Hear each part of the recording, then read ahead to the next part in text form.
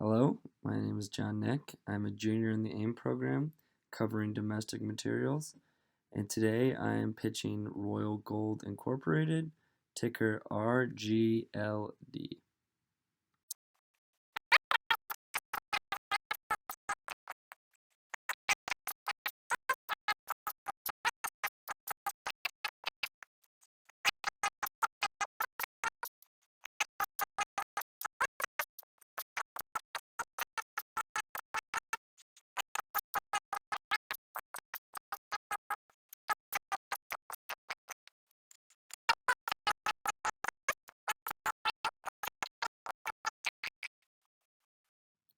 As a precious metals streaming and royalty company, RGLD partners with capable mine operators and offers them financing in exchange for future metal streams or royalties.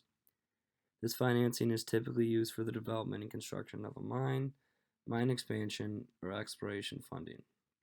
This process benefits mines as RGLD shares in the operating risk of the project and eliminates the possibility of financial distress often caused by principal payments, maturity dates, and hedging delivery requirements that are often associated with more traditional forms of financing. This exchange benefits RGLD because its business model allows them to maintain a lean cost structure and a strong focus on marginal expansion and per share success. I believe adding Royal Gold to our portfolio poses a hedging opportunity as they have a very low market correlation. Royal Gold has a beta of 0.27. This is primarily due to the fact that the majority of their assets in their portfolio produce gold, and gold is a countercyclical asset. Therefore, I recommend adding Royal Gold Incorporated to our AIM small cap portfolio with a target price of $153.88, representing a potential upside of 23.2%. My first driver is buyer's market. Royal Gold has $1 billion available of liquidity with the revolving credit facility, as well as strong operating cash flow generation. Management has expressed their confidence in their financial position and ability to capitalize on potential business opportunities during favorable times in the price cycle.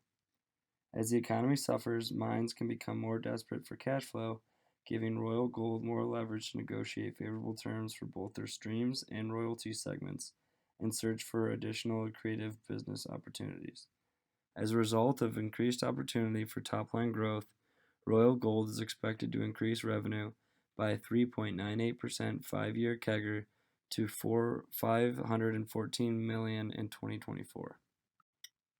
My second driver is defense wins championships.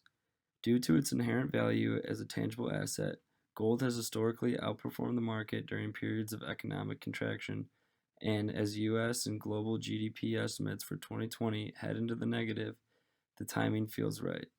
As Royal Gold obtains 78% of their revenues from gold, they are well positioned to take advantage of this macroeconomic climate. This has the potential to increase overall revenues and margins for Royal Gold, as some of their contracts contain a predetermined flat purchase price. Additionally, due to Royal Gold's fixed cost structure and contractual terms, they shield themselves from paying for any variable operating costs or supplying additional capital during times of need. My third driver is upside potential. Royal Gold owns a diversified portfolio of 42 producing assets. Their most principal properties are located in some of the world's most prolific gold regions and are further distinguished by their long mine lives, strong production profiles, impressive unit economics, and resource to reserve conversion potential. Royal Gold's top 5 locations account for more than 70% of the firm's revenue. On average, these principal properties have over 15 years of remaining reserve life. As this provides them with stability, Royal Gold also positions themselves for growth through no-cost exploration upside, as Royal Gold is not required to participate in the exploration expense or pay any additional compensation when operators discover or add additional reserves to existing mines. As a result of this potential for upside capture without additional costs, Royal Gold is expected to increase its EBIT margins by a 5-year CAGR of 5.86% to $192 million in 2024. In order to reach an intrinsic value for Royal Gold Incorporated, a 5-year DCF model was constructed. Using a terminal growth rate of 2% and a WACC of 5%, an intrinsic value of $158.22 was reached. A sensitivity analysis on the terminal growth rate and WACC ranged from $118.68 to $228.64. Additionally, a price to book multiple valuation was calculated using a blended average price to book multiple of 4.22 times. An intrinsic value of $142.35 was reached. Finally, a price to earnings multiple valuation was conducted using a blended average P multiple of 83.16 times, resulting in an intrinsic value of $145.15. By weighting the three models 70, 15, 15, a price target of $153.88 was reached, resulting in a 23.2% potential upside. Royal Gold pays an annual dividend of $1.12. Now I'm going to touch on some risks that Royal Gold might see in the near or not so near future. Commodity prices. Volatility in gold, silver, copper, nickel, and any other metal prices that Royal Gold takes interest in could have adverse impacts on the value of Royal Gold stream and royalty interests and may reduce overall revenues. Certain contracts governing stream and royalty interests have features that may amplify the negative effects of a decrease in metal prices. COVID-19. As the impacts of COVID-19 are unfolding across the globe, many parts of the world are being subject to certain restrictions regarding travel or business operations.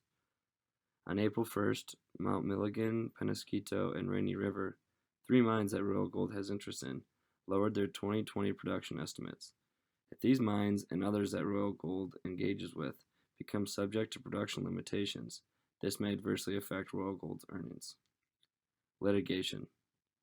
RGLD just settled a long-standing litigation related to the calculation of the royalty at the Voisey's Bay mine. Potential litigation affecting Royal Gold properties could have a material adverse impact on performance. Now for a little bit on management. Royal Gold's management team has gone through some restructuring as of recently due to the retirement of former CEO Tony Jensen. However, investors are not to worry as this transition couldn't have gone any smoother. Bill Hessenbuttel stepped in as the new president and chief executive officer after previously serving as Royal Gold's CFO and VP of strategy for 14 years while working closely under Jensen. Additionally, Paul Libner took Hessenbuttel's place as the new CFO of Royal Gold after serving 16 years as treasurer and controller for the firm. In summary, due to Royal Gold's unique business model, offering a lean cost structure, portfolio hedging capabilities, and the potential for future top and bottom line growth, I believe the decision to add Royal Gold to our AIM small cap equity fund will provide unparalleled value during these uncertain times. I'd like to wrap up my presentation and thank you so much for listening. I'm happy to answer any questions in the discussion forum as well as the live pitch on Friday. Thank you.